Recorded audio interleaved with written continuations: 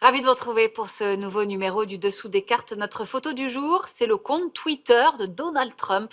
Le président américain a tweeté 3556 fois en 2018 et bien souvent maintenant, on le sait, le monde se tend ou se détend au gré de ses messages. Sur la forme comme sur le fond, cette présidence ne ressemble à rien de ce que l'Amérique et le monde ont jamais connu. Alliés, ennemis, organisations internationales, traités.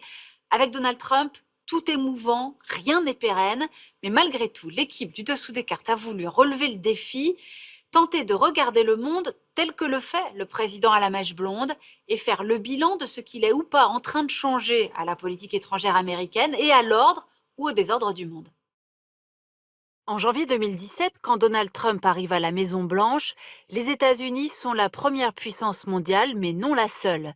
L'Union européenne, la Russie, l'Inde et surtout la Chine contrebalancent l'hégémonie américaine.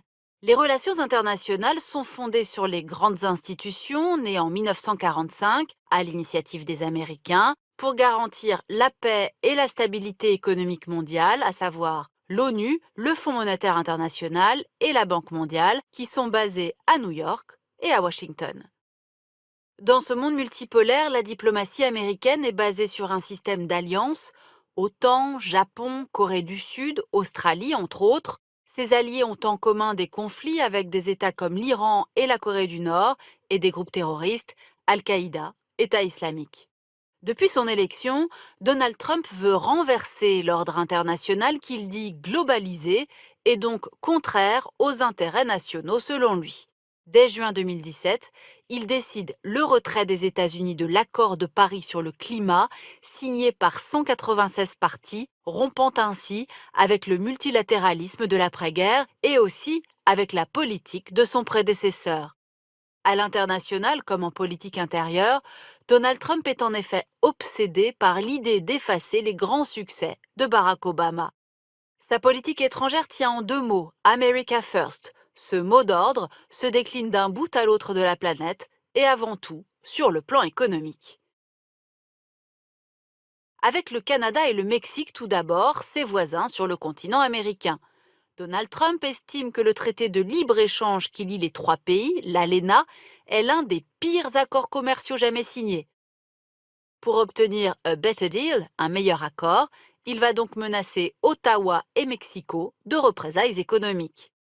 Le nouveau traité est présenté comme plus favorable à l'emploi des ouvriers du secteur automobile et aux éleveurs laitiers américains, c'est-à-dire aux électeurs du président républicain, ces habitants de l'Amérique pauvre de la Rust Belt, la ceinture de rouille des régions désindustrialisées, et aussi ceux des plaines de l'Ouest. Au sud, à la frontière avec le Mexique, la menace migratoire est aussi un épouvantail bien utile vis-à-vis de son électorat.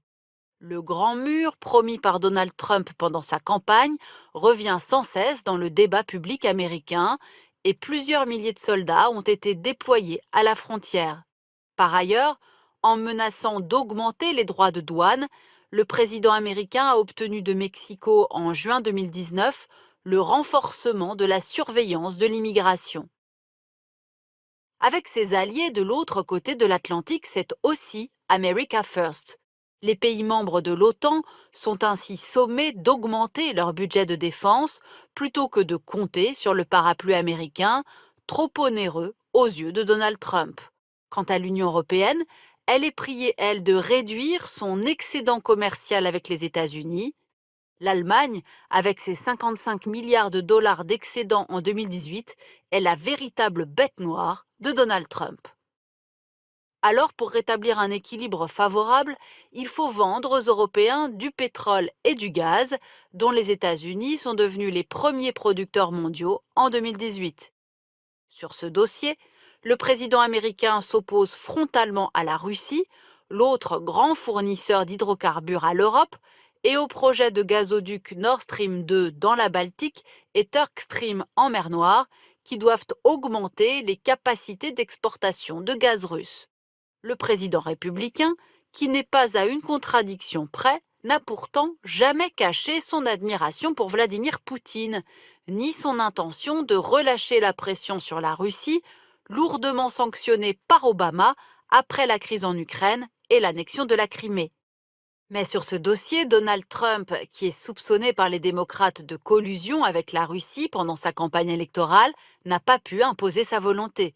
Il a dû accepter au contraire un durcissement de la politique américaine vis-à-vis du Kremlin, qui est considéré comme une menace par l'ensemble de la classe politique. Le président Trump se heurte en effet régulièrement au contre-pouvoir du système américain, à commencer par le Congrès, qui peut bloquer certaines décisions, mais aussi les membres de sa propre administration, ses ministres et ses conseillers qui sont souvent en désaccord avec lui lorsqu'il perturbe trop fortement les fondamentaux de la diplomatie américaine. En fait, c'est un point central. Les divergences de vues entre le président et son administration sont parfois si fortes que l'on peut vraiment parler d'une sorte de diplomatie schizophrène. Et c'est particulièrement le cas au Moyen-Orient, où les États-Unis sont engagés dans plusieurs guerres et luttent contre le terrorisme. Exemple, fin 2018, Donald Trump annonce sur Twitter le départ prochain des troupes américaines de Syrie, où elles ont mis l'État islamique en déroute, et un retrait partiel d'Afghanistan. Le chef du Pentagone, James Mattis, un pilier du gouvernement, démissionne alors avec fracas en exposant publiquement son désaccord. L'Iran est également un objet de discorde sur fond de tensions croissantes dans le Golfe. En mai 2018, Donald Trump annonce la sortie des États-Unis de l'accord sur le nucléaire iranien signé 3 ans plus tôt par Barack Obama, la Chine, la Russie, l'Allemagne, le Royaume-Uni et la France. À partir de novembre, les sanctions économiques américaines contre l'Iran lui interdisent d'exporter son pétrole et son gaz, ses principales ressources. La pression est maximale, il s'agit d'étrangler économiquement le pays. Mais pour les faucons de l'administration républicaine, l'objectif est bien de renverser le régime à Téhéran. Donald Trump, au contraire, entend obtenir des Iraniens plus de garanties sur l'arme nucléaire. Il ne veut pas d'une nouvelle guerre coûteuse et impopulaire alors qu'il entre en campagne pour sa réélection et il souhaite même poursuivre le désengagement américain au Moyen-Orient. Car les États-Unis exportent aujourd'hui plus de pétrole qu'ils n'en importent grâce à l'exploitation de leur pétrole de schiste, et cette indépendance énergétique redéfinit leurs priorités dans la région. Moins dépendants de l'or noir du Golfe Persique, ils s'appuient aujourd'hui sur des régimes amis, l'Arabie saoudite, les Émirats arabes unis et Israël, à qui Trump a offert la reconnaissance de Jérusalem comme capitale. Et puis un désengagement partiel du Moyen-Orient permet au président et à son administration de se concentrer sur une région encore plus stratégique, l'Asie. En Corée du Nord, Donald Trump mène un pas de deux médiatique avec son homologue Kim Jong-un pour obtenir la dénucléarisation de la péninsule. Même si les résultats concrets se font attendre, le rétablissement du dialogue diplomatique est apporté à son crédit. Avec la Chine, le pays qui défie la puissance américaine, les États-Unis assument désormais une compétition de plus en plus frontale. Début 2018, le président américain se lance sans préavis dans une guerre commerciale avec Pékin et augmente les droits de douane sur de nombreux produits importés de Chine. Le bras de fer est engagé. Pour Trump, il s'agit de réduire l'énorme déficit commercial, 419 milliards de dollars en 2018, et de maintenir la suprématie technologique américaine de plus en plus menacée par les entreprises chinoises. Cette politique de confrontation musclée comporte une part de risque. La Chine détient en effet une partie importante de la dette publique américaine. Le Pacifique est désormais au centre de cette rivalité qui est aussi politique et militaire. Pékin concentre ses troupes dans plusieurs bases en mer de Chine méridionale, tandis que Washington déploie ses soldats d'un bout à l'autre de l'océan grâce à ses territoires insulaires et à ses nombreux alliés. Le Pentagone s'inquiète en effet des ambitions chinoises dans la région et plus encore de l'émergence d'un véritable partenariat stratégique entre la Chine et la Russie. car les États-Unis entendent bien rester la puissance militaire dominante, et sur ce plan, leur leadership est encore incontesté.